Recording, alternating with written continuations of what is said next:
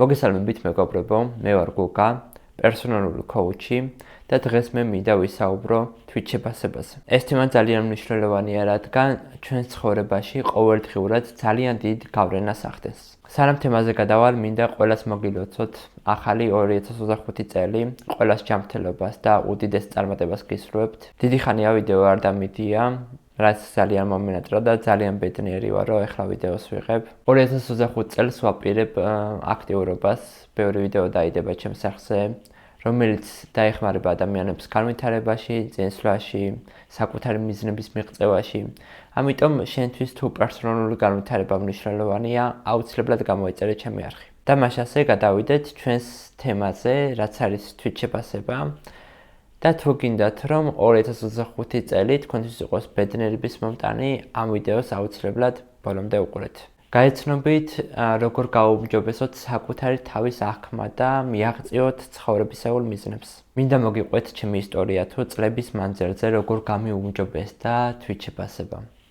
მაგრამ მოდი მანამდე იმ კითხვას გავცემ პასუხს, რა არის ზოგადად Twitch შეფასება. Twitch შეფასება ეს არის, როგორც ვუყურებთ საკუთარ თავს, ჩვენს შესაძლებლობებს და ჩვენს მნიშვნელობას. Twitch შეფასება შედგება ორი ძირითადი ასპექტისგან. პირველი არის თვითრწმენა, რამდენად გვჯერა ჩვენი შესაძლებლობების და მეორე არის თვითპატივისცემა.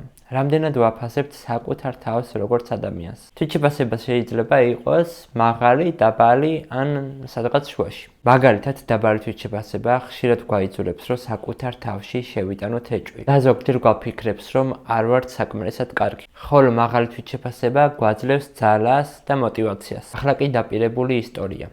მოკლედ, მე ვიყავი ადამიანი, რომელსაც Twitch შეფასება საერთოდ არ ჰქონდა. არ მქონდა საკუთარი თავის რწმენა და თავდაჯერებულობა. უბრალოდ ადამიანს, როდესაც ვესაუბრებოდი, არც კი ვფიქრობდი იმაზე, რომ ჩემი მოსმენა მნიშვნელოვანი იყო. მეგონა, რომ ჩემი აზრი არ იყო მნიშვნელოვანი, ამიტომ ვფიქრობდი, მოდი არც კი ვისაუბრებ. Twitch შეფასებას ზოგადად აქვს ძალიან მრავალმხრივი გაშლა. მაგალითად, ადამიანს თავის ფინანსების მხრივ შეიძლება მაღალი Twitch შეფასება ჰქონდეს, მაგრამ პირად ურთიერთობაში ძალიან დაბალი. ჩემი Twitch შეფასება კი ცხოვრების უმეტეს სფეროში იყო 0. მაგრამ გამიმართლა, რომ ჩემ ცხოვრებაში გამოჩნდა პერსონალური განვითარება.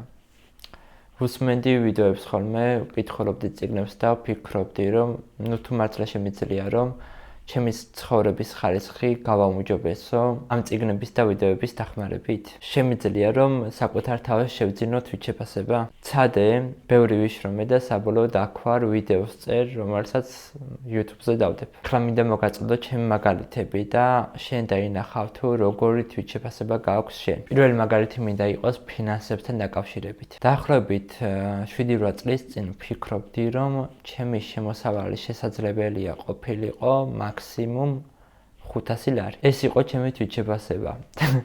ასე ვაფასებდი საკუთარ თავს და როდესაც ასე ფიქრობ, როგორი Twitch შეფასებაც გაქვს, ზუსტად ეგ ხდება შენი რეალობა. მე ვერ შევძლებდი უბრალოდ მეტი ფინანსების მოზიდვას. ეხლა რასაც ვიტყვი, მინდა რომ კარგად დაიმახსოვრე, შეგიძლია ჩაიწერო კიდევაც. როგორც აფასებ საკუთარ თავს ცხოვრების ნებისმიერ სფეროში, ზუსტად ეგ ხდება შენი რეალობა. ასე რომ ჩემი რეალობის ნაწილი იყო ის, რომ ვერ ვიშოვიდი სამსახურს, სადაც გადამიხდიდნენ 500 ლარზე მეტს. და ახლა რაც ჩემი Twitch შეფასება გაიზარდა ფინანსებთან დაკავშირებით, ეხლა ვფიქრობ და დარწმუნებულიც კი ვარ, რომ ჩემი შემოსავალი შეიძლება იყოს 5000 ლარზე მეტი. ეხლა არ მაქვს მაგდენის შემოსავალი, ბევრად ნაკლები მაქვს, მაგრამ ხედავ როგორ მივდივარ ნენელა მანდეთკენ. და დარწმუნებული ვარ გარკვეული დროის შემდეგ, თუ ესე გავაგრძელებ შრომას და აუცილებლად გავაგრძელებ, ეგრეც იქნება. ეს მოკლე გადმოსახედიდან, მაგრამ რო ავიღოთ გრძელვადიანი გეგმა, ალბათ ვიტყოდი, რომ დაახლოებით 10-15 წელიწადში ჩემი შემოსავალი იქნება 10000-დან 15000 ლარამდე. ეს არის ჩემი რეალობა. შეიძლება განვითარებასთან ერთად ეს გაიზარდოს კიდევაც. მაგრამ ადამიანს, რომელიც ჩემზე მაღალი Twitch შეფასება აქვს ფინანსებთან დაკავშირებით, შეიძლება თქვას, რომ ჩემი შემოსავალი იქნება მაგ პერიოდში 50000 ლარი. და ეს რეალობაა მისთვის. რატომაც არა, რატომ არ უნდა იყოს რეალობა? რატომ არ შეუძლია ადამიანს თვიურად იშოვოს 50000 ლარი? ეხლა რაც შეეხება სხვა თემას. ეხლა წინ მიდევს კამერა და ვიწერ ვიდეოს. ამას იმიტომ ვაკეთებ, რომ მაქვს ასეთი თვით შეფასება. მე შემიძლია ჩავწერო ვიდეოები, რომელიც დაეხმარება სხვა ადამიანებს. მე შემიძლია დავეხმარო სხვა ადამიანებს. ეს არის ის რეალობა, რაშიც ვცხოვრობ, ხედავ? უბრალოდ ესეთი წარმოდგენა და თვით შეფასება რომ არ მქონდეს საკუთარ თავზე, ვიდეოს ხო ვერ გადავიღებდი. ვიტყოდი რომ ვინ უნდა მისმინოს, არავინ არ მომისმენს. მოდი არ გადავიღებ ვიდეოს, მე ვერავის ვერ დავეხმარები. ადამიანს რომელსაც ესეთი თვით შეფასება აქვს, რა თქმა უნდა ის წინ კამერას არ დაიდებს. ყველა დააკვირდე უბრალოდ სამყაროს, ყველა იმ რეალობაშია, როგორ თვით შეფასებაც აქვს. დაიყო ეგეთი მომენტები ჩემს ცხოვრებაში, რომ ამას საერთოდ ვერც კი წარმოვიდგენდი. რომ ვიდეოს გადავიღებდი და შემდეგ ამას სოციალურ ქსელში განმოთავსებდი. რამდენიმე წლის წინ რომ გეთქვა, შენ ჩემთვის ეს რეალობა, შეიძლება სიცილიც კი დამეწყო. და იმედია ამ მაგალითების მერე ხვდები თუ რამდენად მნიშვნელოვანია შენი თვით შეფასება შენს ცხოვრებაში. დაიმახსოვრე რომ შენს რეალობას ქმნის ეგ, როგორი თვით შეფასებაც გაქვს. და ვისაც არ აქვს თვით შეფასება, მაგალითად პირად ურთიერთობაში იტანჯება. იტანჯება, რადგან ისეთ ადამიანს უშვებს თავის ცხოვრებაში, რომელიც ანადგურებს. ვისაც დაბალი თვით შეფასება აქვს, ასევე ფინანსების მხრივ, ისაც იტანჯება. ასე რომ დღესვე დაიწყე თვით შეფასების ამაღლება და ვიდეოს ბოლოს მოგაწვდი თუ როგორ უნდა გააკეთო ეს. გადავიდეთ შემდეგ საკითხზე, თუ როგორ ყალიბდება თვით შეფასება. თვით შეფასება ყალიბდება სხვადასხვა ფაქტორების გავლენით. მაგალითად ბავშვობის გამოცდილება, მშობლების, მეგობრების და გარემოს დამოკიდებულება. მაგალითად თუ ბავშვობაში ხშირად გეუბნებოდნენ კომპლიმენტს და სხვა ადამიანები, მშობლები, ოჯახის წევრები, მეგობრები გაძლევდნენ მხარდაჭერას, დიდი ალბათობით მაგის შემდეგ ახლა უფრო თავდაჯერებული ხართ. მაგრამ თუ ხშირად გაკრიტიკებდნენ, ეს შეიძლება დაბალი თვით შეფასების მიზეზი გამხდარიყო. ასევე შენს თვით შეფასებას აყალიბებს შენი გამოცდილება. შენი წარმატებები და მარცხები. როგორ რეაგირებ წარმატებაზე და წარუმატებლობაზე. აქაც გეტყვი ერთ მაგალითს, ვთქვათ, შენ პირველად მოგეწონა გოგონა. ან ბიჭი არ აქვს მნიშვნელობა. მიხვედი გასაცნობად, გინდა გაიცნო და გამოგივიდა, გაიცანე ეს ადამიანი, ყველაფერი კარგად წავიდა, კარგად დაგეწყოთ ურთიერთობა და შემდეგ, როდესაც მოგინდა ვინმეს გაცნობა, შენ უკვე აღარ გაგიჭირდა. აღარ გაგიჭირდა, რადგან შენი წინა გამოცდილება წარმატებით დასრულდა და შენ გაიმარჯვე. ხო და თუ მეორედაც მიხვედი და მეორემაც უარი არ გითხრა, შენი თვით შეფასება მაგ მხრივ ძალიან აიწევს. შეიძლება მერე ვიღაცა თუ უარს გეტყვის, ამას შენზე დიდი გავლენა აღარ ქონდეს. იფიქრო, კაი, არა უშავს, ზოგი უარს მეტყვის, ზოგი კი ის მეტყვის. რა პრობლემაა. მაგრამ თქვათ, რომ მოხდა პირიქით. მიხვედი გოგოსთან და დაგაიგნორა. არ გაგიცნო და უარი გითხრა. შეიძლება მაგის გამო იფიქრო, რომ არ ვარ ლამაზი, არ ვარ სიმპათიური, არ ვარ საკმარისად კარგი და ეს ფიქრები და აზრები, რასაც საკუთარ თავს ეუბნები, საბოლოოდ დაგიკარგავს თვით შეფასებას. და თვით შეფასება რო დაბალი გაქვს, ყოველთვის როდესაც მსგავსი სიტუაცია იქნება და გენდომება ადამიანის გაცნობა, შენ გაგახსენდება ის პირველი გოგონა, რომელმაც უარი გითხრა. და ფიქრობ, რომ ეხლა რომ მივიდი ამასთან და ამანაც უარი მითხრას, უეჭველი უარს მეტყვის, მე არ ვარ საკმარისად კარგი და ისეთი ფიქრები და შაბლონი მეორდება. ეს იმ შემთხვევაში მოხდება, თუ შენ არ იცი, როგორ გავუმკლავდე მარცხებს. რა თქმა უნდა, ამ თემაზე ჩავწერ მომავალში ვიდეოს, ამიტომ აუცილებლად გამოიწერე ჩემი არხი, რომ არ გამოგჩეს. რადგან მსგავსი შემთხვევები ძალიან ბევრია. ხშირად მარცხდებით ადამიანები მარცხდებით სხვადასხვა სფეროში, მაგრამ არსებობს ყოველთვის ორი ვარიანტი. არსებობს ვარიანტი, როდესაც შენ გადალახავ მარცხს და გაუმკლავდები და არსებობს ვარიანტი, როდესაც შენზე ძალიან დიდ გავლენას ახდენს მარცხი და შემდეგ უკვე მოქმედება აღარ გინდა.